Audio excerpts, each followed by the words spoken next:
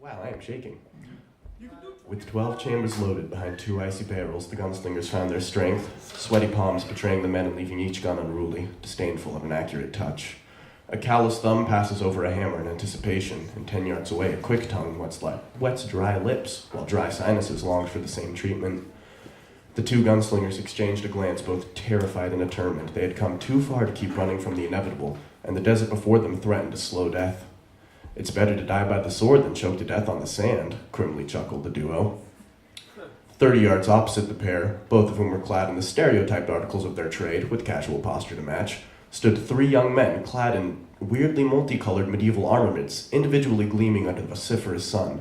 The equally multicolored castle that loomed behind them was clearly their place of origin, and had seen better years. They all had. The once clear glass was almost too grimy to recognize in portions, and bricks just as filthy jutted precariously, resembling cobble acne, lending the fort the aura of a monster forgotten in another time. The idea that, perhaps, it was best their paths would end before they could suffer the same dilapidated fate and not go unconsidered by either side of the quintet.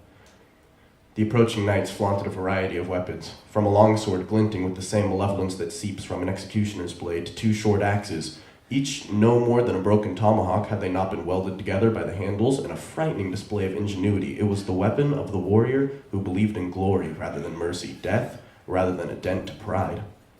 The gunslingers shared a respective, if comical, gulp at the sight of that butcher's tool. Seething between the taller two of the trio stood a stout knight with a chipped halberd, his rotund form humorous to the eye but disguising deadly efficiency as soon as that humored eye shifted. The gunslingers feared him, and for better reason than even they knew. The fear of Rotundus's skill was far from missing, however, and chip-blade or not, the heat-packing cowboy duo thanked any observing deity for their ranged advantage. Revolvers dipped lower than comfortable as the 2 converged, hoping to condense the force which stood before them and praying a dozen holes could crumble the approaching wall. "Don't fire until you see the whites of their eyes," said the one sporting a tattered gray sombrero, rebellious strands of fiber escaping into the sky and towards his shoulders with little discrimination. Gray Hat's furrowed brow hid a pair of deep green eyes with the same vindication, and somehow contradicted the smirk that hid at the corner of his lips, the kind only cultivated through a sun-worn face and overconfidence. "They're wearing helmets, dumbass," retorted his red-cap partner, now back-to-back with his friend in gray.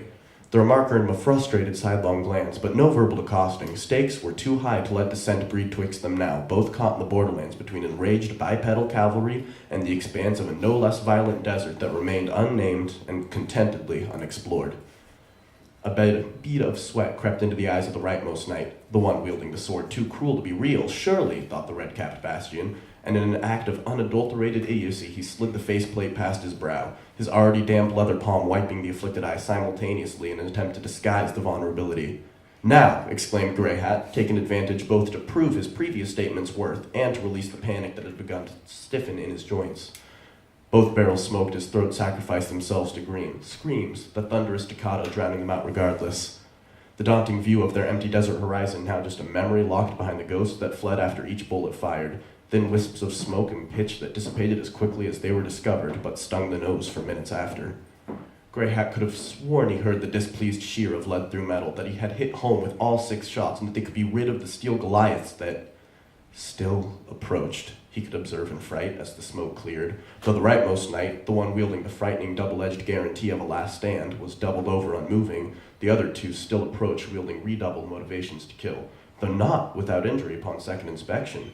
The taller of the duo, the one wielding his elongated cleaver, now hitched at each step, ignoring the newly punched crater just above his left hip, though still remarkably faster than his dangerously squat companion. At least they could face them one at a time, temporarily, if nothing else. Grey Hat shuddered. Had they really missed that horrifically? No. Red Hat's gun was cleaned. He had never even considered firing on his signal. Prideful ass, branded his thoughts momentarily before they returned to the more armored issue at hand. "Why didn't you fire? His whites showed!" screamed Grey Hat in panic, clutching at whatever folds of poncho happened to fall within his reach, with panicked fingers.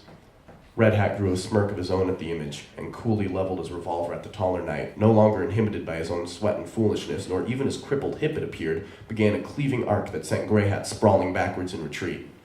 Red Hat squeezed a single fatal shot off before the executioner's sword fell to its purpose and denied any hope in a second shot. Grey Hat could only scramble backwards further as his comrade crumpled, bifurcated from right-shouldered belly button and still sporting the now incongruous smirk. With no little effort, he cried, "Why did you have to try to be cool about it?" to the corpse that only remained whole due to the slain knight now wedged to his side, locked in an embrace far too brotherly for their circumstance. The sprawled gray hat could only manage a rattling inhale before simple agony flared across his chest. He had forgotten the remaining attacker in his grief of all heirs to fall to. Gray hat winced at the pain in his bosom, both the freshly oozing tear the halberd had wrought and the too-late knowledge of his woeful unpreparedness lancing through his nerves. Eyes half closed, the fallen hero of the rest crawled towards the still-loaded 44 in methodical heaves, and as soon as he felt his fingers tighten around the newly cracked handle, he felt them forced apart again, a vengeful chuckle bubbling from deep within the helm of Rotundus as he crushed the weakened hand underfoot. The sharpened tip to his halberd flashed overhead as he plunged it in one final, fatal, calculated stroke, and "What the hell are you doing to my son?" screamed Ben's mother from the other end of the large sandbox, and Caesar chucked the foam axe to the side in exasperation, none too happy about the interruption. "We're just playing," Ben shouted, his shoulders drooping in defeat. "Not violent like that, you're not. God is watching you." She paused, wrinkling her nose in frustration. "Santa, too." Ben furtively nodded, absolutely refusing any sort of eye contact to compliment it. Caesar had stooped to help Brennan up, who wasn't apt to risk tearing the cardboard breastplate and leggings he had liberally taped on. "Man, your mom's such a fucking buzzkill, Ben," lamented Caesar, gently kicking at the cap gun he had accidentally broken in the battle, shards burying themselves in the sand for the bare soul of the next poor adventurer to discover. "What's a buzzkill?" chimed Ben enthusiastically, hopping towards the run-down play structure sporting a lawn-broken slide. Before he could answer, Ben interjected, equally as cantankerously, "And what's a fucking?"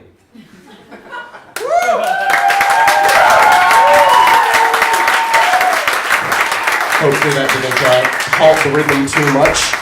Thanks for listening to me.